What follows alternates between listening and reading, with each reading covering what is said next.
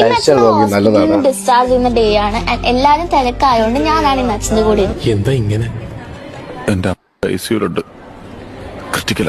ഉറക്കത്തിൽ എണീറ്റ ഉടനെ തന്നെ ഞാൻ പോയി. കാരണം അമ്മയ്ക്ക് ഞാൻ വന്നതിന് ശേഷമേ വീട്ടിൽ.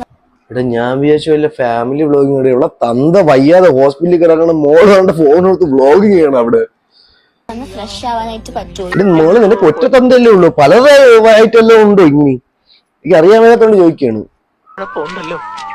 അന്ന് ഉടനെ അച്ഛനും എനിക്കുള്ള ഫുഡ് എത്തി. ഞാനൊരു സാൻഡ്വിച്ചും അച്ഛൻ ചപ്പാത്തിയാണ് കഴിച്ചത്. വാവൻ തന്തയ്ക്ക് ചപ്പാത്തിയും കൊടുത്തിട്ട് മോണെന്ന് കുണുകുണു മുണുങ്ങണ്. അപ്പനെ മുടിപ്പിക്കാറുണ്ടായത് ഓരോ. കഴിഞ്ഞ വീഡിയോയില് പറഞ്ഞതുപോലെ മൈനർ സ്ട്രോക്ക് ആണ് വന്നത്. സോ 2 ദിവസം എടുത്തുള്ളൂ ഫുള്ളി റിക്കവർ. മൈനർ സ്ട്രോക്ക് എന്നൊക്കെ കൂളായിട്ടാണ് പറയണത്. നിന്റെ തന്തല്ലേ അത്? ഇവിടുന്ന് വരുന്നൂടെ ഇതൊക്കെ? 3 മണിയായപ്പോ ഞാൻ ബിരിയാണി കഴിച്ചു. കൊടലല്ലേ വയറ്റിയിരിക്കുന്ന ശിവനേ. ഇവിടെ പണ്ട് അമർ അക്ബർ ആന്റണി കണ്ടപ്പോ ഞാൻ വിചാരിച്ചു അളിയാതെ സിനിമയിലൊക്കെ ഉണ്ടാവുന്നു. ഇത് റിയാലിറ്റി ആണല്ലോടാ. കൂടി ഓക്കെ ആവാൻ വേണ്ടിയിട്ട് ഫിസിയോതെറാപ്പി ഡോക്ടർ ഡിസ്ചാർജ് ആയതിനു ശേഷം ചെയ്യാൻ പറഞ്ഞു. എടി വന്നപ്പോ തൊട്ട് നിന്ന് മുണുങ്ങയില്ലേടി, എന്തെങ്കിലും വേറെ വല്ല ജോലിയും ചെയ്യുക. ആ പാവം തന്റെ അവിടെ വയ്യാതെ കിടക്കുന്നു. ആ പുള്ളിക്കാരൻ ഒരു മരുന്നെടുത്ത് കൊടുക്കുക, എന്തെങ്കിലുമൊക്കെ വാങ്ങിച്ചിട്ട് ഒരു സഹായം ചെയ്യും. പിന്നെ അവിടെ നിർത്തിയിട്ട് പോയതേ അവിടെ നിന്ന് മുടുക്കാന്ന് മുണുങ്ങാനല്ല തന്തയുടെ പൈസക്ക്. ഇവിടുന്ന് വരുന്നടാ ഉണ്ടായതോരൊന്നും. അച്ഛന്റെ ഫുഡ് വന്നപ്പോ ഞാനും കുറച്ച് ഫ്രൂട്ട്സ് മേടിച്ച് കഴിച്ചു. ഫിസിയോതെറാപ്പി ഡിസ്ചാർജ് ചെയ്താൽ 12ന്റെ ഗ്യാപ്പില് കട്ട് ഫ്രൂട്ട്സ് വാങ്ങിച്ചു മുണുങ്ങണ്.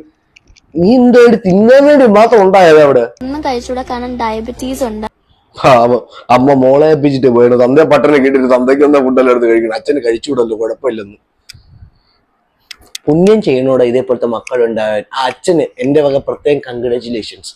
You have reach the higher point of life and eternity. നിങ്ങൾ ജീവിക്കും.